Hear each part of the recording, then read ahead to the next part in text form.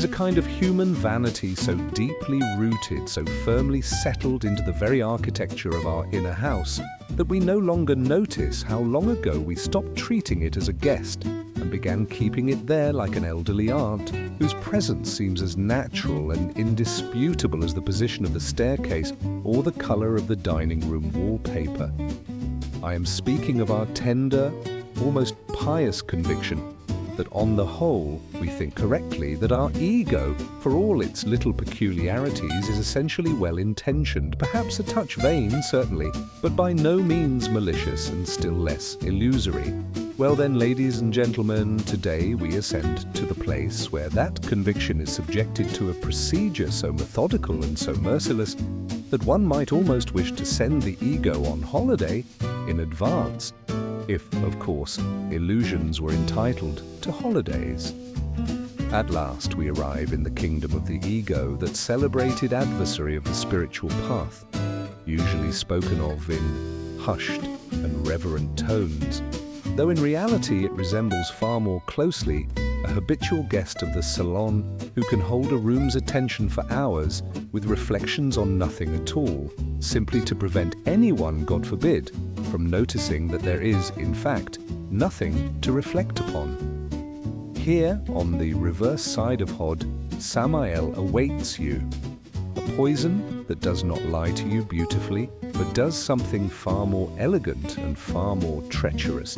It persuades you that the very ability to distinguish a beautiful lie from an ungainly truth was a fiction from the beginning. And a little higher lies a Arab Zarak, where your precious indecision, the very quality you secretly pride yourself on and call careful judgment, will reveal itself in all its unattractive, restless splendor. Prepare yourselves. Today will not be frightening. Today will be embarrassing. And that, believe me, is a far more effective medicine. We climb higher through the labyrinth of the reverse side, leaving behind the dark waters of instinct and desire, only to encounter the most subtle trap the human ego has ever devised. Welcome to Samael, the Qlipha that stands behind the Sephira of Hod. Perhaps this is one of the most difficult Qliphoth to understand. In certain early Gnostic traditions, Samael and Adramelech were mistakenly portrayed as the creators of the entire material universe. Yet this interpretation reflects less an ancient revelation than a very human fear. Samael does not create bricks, trees, or mountains. Through this Qlipha, what takes shape is something far more elusive, the illusion of material reality itself, its social hologram. The true poison of Samael, the so-called poison of God, does not consist in presenting you with an attractive lie. It does something far more dangerous. It destroys your ability to distinguish truth from falsehood. Once you have fallen into this realm, no one tells you are thinking incorrectly. Instead, a quiet voice whispers, thinking itself is the mistake. In ordinary life, Samael reveals itself as an endless and exhausting inner dialogue. It rarely appears in the form of catastrophe. Far more often, it arrives disguised as a quiet Sunday morning, when you sit down intending to think through one modest question, only to discover 2 hours later you have embraced no fewer than 7 mutually incompatible conclusions. Each one, at the moment it appeared, seemed final, so self-evident that the only mystery was how you had ever failed to see it before. And yet the previous conclusion, which only moments earlier had felt equally unquestionable, now seems almost embarrassing, remembered with the same mixture of indulgence and quiet shame reserved for opinions you held 15 years ago. You become trapped inside a labyrinth of reflection where every idea is immediately devoured by its opposite. Marcel Proust delighted in dissecting precisely this kind of intellectual paralysis among the salon intelligentsia, people capable of juggling concepts for hours while gradually losing all contact with reality itself. It is from this Qlipha that the tricksters exert their influence upon the human world, cosmic jesters who rearrange meanings, causing some illusions to shine with borrowed brilliance, while quietly erasing everything that truly matters. Samael takes hold of your ego and begins dismantling its convictions with ruthless precision. Every proud, carefully reasoned "I want" is quietly taken apart under the influence of this poison, until it dissolves into ghostly flashes of meaninglessness, exposing the selfish motives that had always hidden beneath your deepest attachments. It is a magnificent and terrifying auto-da-fe of the intellect. There is, however, a certain malicious consolation in discovering that even the cosmos, for all its celebrated architectural harmony, appears to possess a distinct affection for disorder. The same affection a gracious hostess may secretly feel toward that one dinner guest capable of demolishing an entire evening's carefully constructed hierarchy of opinions with a single careless remark. And yet, strangely enough, such a guest is invited back again and again, because without him, every gathering would become so perfectly orderly that no one would remember it the next morning.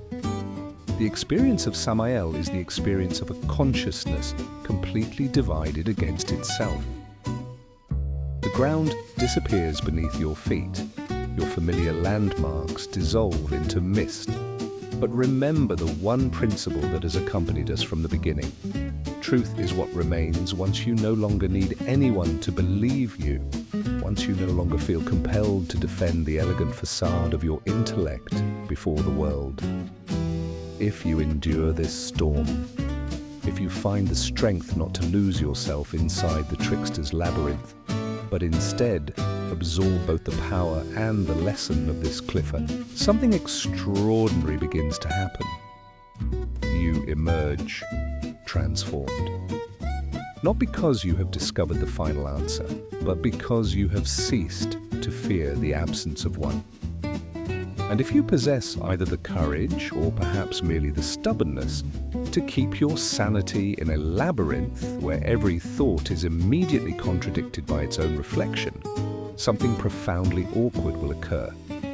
You will discover that it is entirely possible to hold two mutually exclusive ideas in your mind at the same time without feeling the slightest urge to defend either one before the imaginary tribunal of polite society. Once you believe this to be the privilege of sages, now you discover that it belongs simply to those who no longer need to be believed. It is an embarrassing revelation for the ego, for it means that all those years spent polishing arguments were never devoted to the pursuit of truth at all. They were merely rehearsals for a trial that was never going to take place. Perhaps no region of the reverse side has suffered from such vulgar romanticization as the Qlipha of Zarak. The adolescent imagination of the novice, nourished on inexpensive fantasy, invariably pictures this realm as a dark landscape haunted by sinister demonic birds circling above some vast battlefield of the mind. I'm afraid we shall have to disturb that rather gothic image. The Kabbalistic masters of the past poetically called Zarak the ravens of dispersion. Yet this imagery tells us less about the nature of the Qlipha itself than about the limitations of medieval language. What those visionaries encountered were immense currents of overlapping energy, shimmering and flickering before the eyes until they resembled a flock of birds taking flight. Strip away the romantic mist, however, and describe the phenomenon in the language of contemporary metaphysics, or, if you prefer, the metaphor of quantum dynamics, and Zarak appears as something altogether different. It is an immense tsunami of dynamic energy flowing directly from the primordial world of chaos, Olam HaTohu. Its purpose is paradoxical. It nourishes the Sephiroth even as it dismantles them, maintaining with extraordinary precision the delicate balance that prevents the universe from suffocating beneath the weight of its own perfect order. no fantasy. Only the living physics of the cosmos. Marcel Proust could easily have devoted entire volumes to this peculiar condition, patiently dissecting those elegant salon personalities who become utterly paralyzed by the necessity of making even the simplest existential choice. Arab Zarak is the triumph of cognitive dissonance.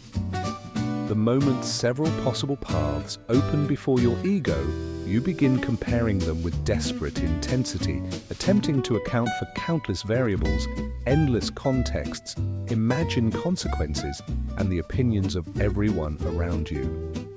It is precisely then that a furious civil war begins inside your own mind.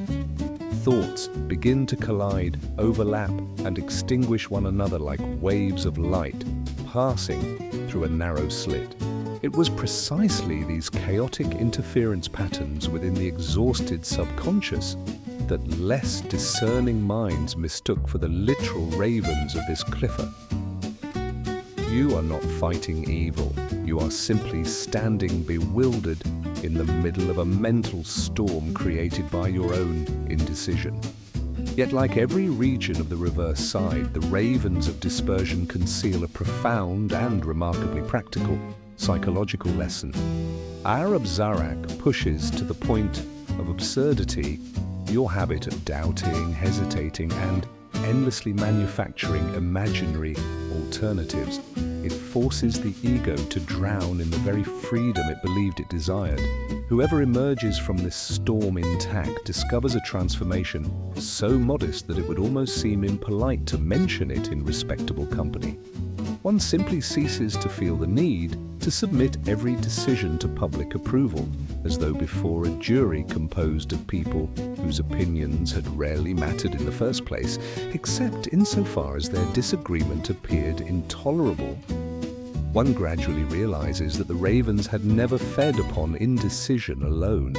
They fed upon something far subtler, the quiet vanity of wanting to be understood and approved by absolutely everyone, even by those whose approval, upon reflection, was never worth a single sleepless night. What remains is the ability to remove from the psyche those contradictory, parasitic structures that once condemned you to endless hesitation. When the power of Arab Zarak is properly integrated, the frightened spectator is transformed into a calm strategist. You stop multiplying the chaos of doubt. Your perspective becomes steady. The frantic restlessness of the mind gives way to a quiet, disciplined, almost resonant constancy of thought. And then, to your greatest and entirely deserved embarrassment, you discover that the composure you once admired in books, imagining it belonged only to people somehow more complete than yourself, had always been available to you as well. The only price was to stop turning every decision into a courtroom drama attended by your friends, their opinions, and all the opinions they might have expressed had anyone thought to ask them. The ravens, of course, do not literally disappear. They simply discover that there is nothing left to feed upon. For the sky they once darkened with their restless circling was never a battlefield at all. It was merely the reflection of your own carefully cultivated habit of doubting out of politeness. When we finally reach the very center of the reverse side of the tree of life, we encounter what the mystics of old, with understandable apprehension, called the Qlipha of the Black Sun. Welcome to Thagirion. The ordinary imagination, nourished on Gothic fantasy, expects darkness, howling wolves, and some infernal spectacle. In the language of modern thought, however, Thagirion resembles something far more remarkable. It functions like a perfectly operating astrophysical model within the human psyche itself. The black sun behaves much like the supermassive black hole at the center of a galaxy. It is an immense vortex. Its centripetal force draws psychic energy inward, while its centrifugal force hurls that energy back toward the outer reaches of consciousness. Here the ancient Hermetic axiom, as above, so below, acquires an almost unsettling immediacy. To work with Thagirion within one's own microcosm is to gain access to the primordial ether hidden within oneself. Handled wisely, that force becomes an extraordinary catalyst. It awakens, it gives form to intention, it expands the boundaries of the psyche, wrenching you free from long-established inner blockages and existential dead ends. But as always, the ego insists on believing that transformation can be obtained without sacrifice. Tagirion is both savior and executioner. It is the great ceremonial gateway to the alchemical stage of Nigredo, the place where everything within you that has outlived its purpose must die, and everything obsolete, decayed, and no longer true must be reduced to its foundations. It is this Qlipha that initiates what the Christian mystics called the dark night of the soul. The moment you approach a profound inner conflict, the point where matter and spirit collide, the threshold of discovering your genuine vocation, Thagirion begins to turn. Its engines awaken. And it is precisely here that the ego makes its fatal mistake. It clings desperately to its old luggage. People refuse to release obsolete patterns, cognitive distortions, familiar surroundings, inherited ways of thinking, and all the comfortable simulations of life they have mistaken for reality. Marcel Proust devoted thousands of pages to describing precisely this kind of elegant paralysis. People are perfectly willing to spend entire years drifting through fashionable drawing rooms, performing the ritual of living, provided they are never asked to change. Thagirion, however, has little patience for such performances. If you refuse to decay willingly, if you refuse to release the past, the black sun becomes a merciless cosmic centrifuge. It will spin your ego for what feels like an eternity, grinding your life into dust. And for the stubborn, this infernal machinery offers no obvious exit. The most amusing and at the same time the saddest aspect of all this lies in the expectations with which modern seekers approach such a fundamental force. The overwhelming majority arrive before Thagirion carrying the same predictable collection of adolescent desires. I want more money. I want absolute power. I want unlimited pleasure. But that is rather like entering a spotless, state-of-the-art operating theatre, standing before a brilliant surgeon and timidly asking him for a cheap aspirin. The surgeon may sigh, reach into his pocket and toss you the tablet. Not because dispensing aspirin happens to be the great purpose of his life's work, but simply because he hopes that once you've received your little toy, you'll stop talking long enough to let him return to what he actually came here to do. The difficult, the magnificent, and decidedly bloody operation of opening the skull of your false self. Thagirion offers you transformation on a galactic scale, and you ask it for a salary increase. To pass through the black sun, one must stop behaving like a beggar standing at the threshold of the cosmos. One must possess the courage to climb willingly onto the operating table. It is rather amusing that the very society which so eagerly handed us its carefully prepared catalogue of desirable things, wealth, status, unlimited sensual gratification, is also the first to smile knowingly at anyone naive enough to believe that possessing all of them could make a person even slightly happier. And yet we continue to arrive at the threshold of Thagirion, clutching precisely that same worn-out list, like guests who have come to a magnificent ball dressed in the wrong clothes but are far too proud to return home and change. The true work offered by the Black Sun has nothing to do with fulfilling those desires, nor even with punishing them. Its work is something far more humbling. It patiently asks a single question. Whose list was it really? Yours? Or the Verduran, whose approval you once sought so desperately that you eventually forgot, if you had ever known at all, why you wanted it in the first place? To answer that question, the ego must descend into the one place it spends its entire existence trying to avoid, the deepest, unventilated cellars of its own shadow. Occult dilettantes often portray the black sun as a force that steals life rather than gives it. That is only half the truth, convenient perhaps for those who prefer to imagine an external enemy. The black sun does not take your life. It takes only what is already dead within you and transforms that psychological corpse into fertile ground from which a new self may grow. Here the reverse side follows a simple, almost brutal law. What you presently regard as the greatest misery of your life, your wounds, your failures, your crises, may prove to be pure gold that you simply have not yet learned how to wash free of the mud.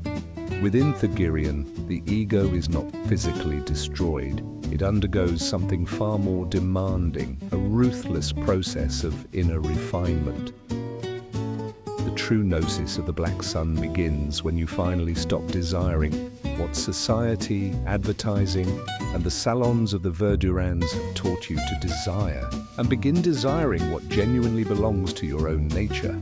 But beware, this vortex obeys the strange law of metaphysical subtraction. The moment you enter Thagirion hoping to acquire wealth, status, or any other worldly prize, you unknowingly invite the loss of precisely what you are trying so desperately to possess. The instant you ask the black sun to grant you something, its first impulse is to take it away. Thagirion functions as a great black centrifuge, processing every unresolved event from your past whose emotional gravity still holds you captive. It is here that old griefs, forgotten wounds, and decisive moments of your life are relived with extraordinary intensity and compressed into a single transformative experience. The black sun burns away false attachments until nothing remains but your own irreducible self. And perhaps the only reward, the only privilege for having endured all these vortices, centrifuges, and labyrinths of the reverse side is not the peace you probably imagined at the beginning of the journey. It is something far less comfortable and infinitely more rare. The ability, if only for a single moment, to cease being the prisoner of your own point of view. Proust himself expressed this better than anyone else could. Significantly, he placed these words in the captive, as though he already understood that imprisonment, rather than freedom, is so often the true subject of every journey. Le seul véritable voyage, le seul bain de jouvence, ce ne serait pas d'aller vers de nouveaux paysages, mais d'avoir d'autres yeux, de voir l'univers avec les yeux d'un autre, de 100 autres, de voir les 100 univers que chacun d'eux voit, que chacun d'eux est. Et cela, nous le pouvons avec un Elstir, avec un 20 avec leur pareil. Nous volons vraiment d'étoiles en étoiles. The only true voyage, the only fountain of youth, would not be to visit strange lands, but to possess other eyes, to behold the universe through the eyes of another, through the eyes of 100 others. To behold the 100 universes that each of them beholds, that each of them is.